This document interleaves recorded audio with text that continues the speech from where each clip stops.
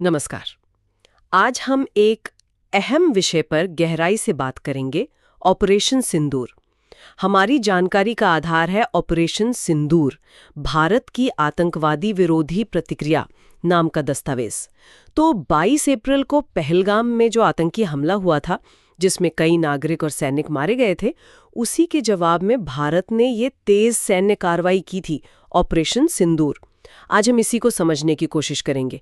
तो ये ऑपरेशन असल में था क्या और क्यों इतना महत्वपूर्ण माना जाता है, चलिए समझते हैं। ये 7 मई 2025 को शुरू हुआ था, एक बहुत ही तेज कोऑर्डिनेटेड भारतीय सैन्य अभियान। हाँ बिल्कुल।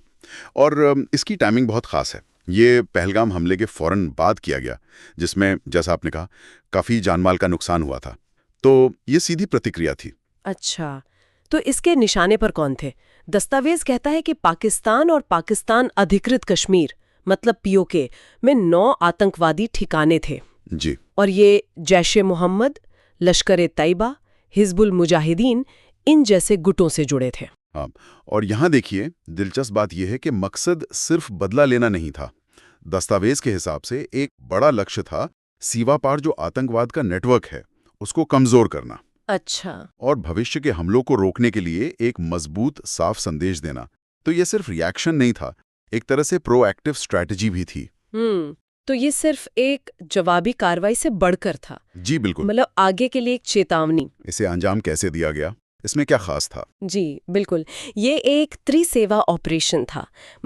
थल सेना, वायुसेना, नौसेना तीनों शामिल थीं। तीनों सेनाएं। हाँ, और इसे सपोर्ट मिला था सैटेलाइट से, ड्रोन से और जाहिर है ह्यूमन इंटेलिजेंस जमीनी खुफिया जानकारी से। और मैंने सुना है कि इसमें कुछ खास तकनीकों का भी इस्तेमाल हुआ, जैसे कि हाँ, वो जरूरी है। दस्तावेज बताता है कि भारतीय वायुसेना के जेट्स ने वो भी भारतीय हवाई क्षेत्र के अंदर रहकर ही स्टैंड ऑफ मिसाइलों का इस्तेमाल किया। जी, स्टैंड ऑफ मिसाइलें और साथ में लॉइटरिंग म्यूनिशंस का भी। आप समझ लीजिए छोटे विस्फोटक ड्रोन्स की तरह होते हैं। ये टारगेट के ऊपर जाकर कुछ देर मंडरा सकते हैं, इंतजार कर सकते हैं और फिर सही वक्त पर सटीक निशाना लगाते हैं। अच्छा। हाँ, तो ये स्टैंड ऑफ मिसाइलें और लॉइटरिंग म्यूनिशंस, इनसे आप दूर से ही अपने विमानों को खतरे में डाले बिना हमला कर सकते हैं।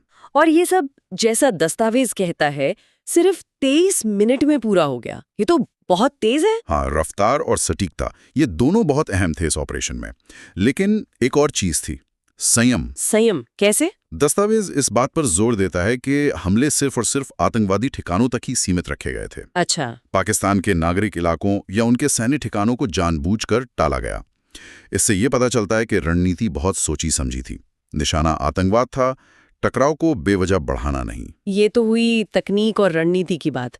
लेकिन इस ऑपरेशन का एक और पहलू है जो ध्यान खींचता है, इसका नाम सिंदूर। इसका क्या मतलब था? हाँ, ये नाम काफी सिंबॉलिक है। देखिए, सिंदूर का भारतीय संस्कृति में बहुत गहरा महत्व है। जी। विवाहित महिलाएं इसे लगाती हैं और ये जीवन, सौभाग्य, न्याय और स्मरण का प्रतीक माना जाता है। तो क्या ये नाम जानबूझकर चुना गया था पहलगाम हमले के संदर्भ में? दस्तावेज तो यही बताता है। हाँ। कि ये नाम पहलगाम हमले के पीड़ितों को, खास तौर पर इन शहीद जवानों की विधवाओं को एक तरह से श्रद्धांजलि देने का तरीका था।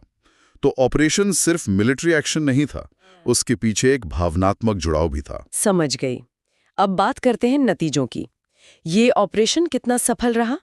दस्तावेज कहता है भारतीय अधिकारियों के अनुसार 100 से ज्यादा आतंकवादी मारे गए। जी, और भारतीय रक्षा मंत्रालय ने इसे एक शक्तिशाली निवारक के रूप में पेश किया, एक डेटरेंट। डेटरेंट। हाँ, ये दिखाने के लिए कि भारत अपनी शर्तों पर अपने समय पर जवाबी कार्रवाई करने में सक्षम है और किसी भी तरह के परमाणु दबाव को नहीं मानेगा।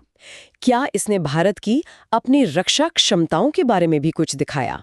बिल्कुल, इस ऑपरेशन ने भारत की जो स्वदेशी रक्षा तकनीक है उसकी बढ़ती क्षमताओं को भी सामने लाया, जैसे आकाश मिसाइल सिस्टम, ब्रह्मोस मिसाइल, अच्छा, एवैक्स एयरक्राफ्ट्स और S-400 एयर डिफेंस सिस्टम।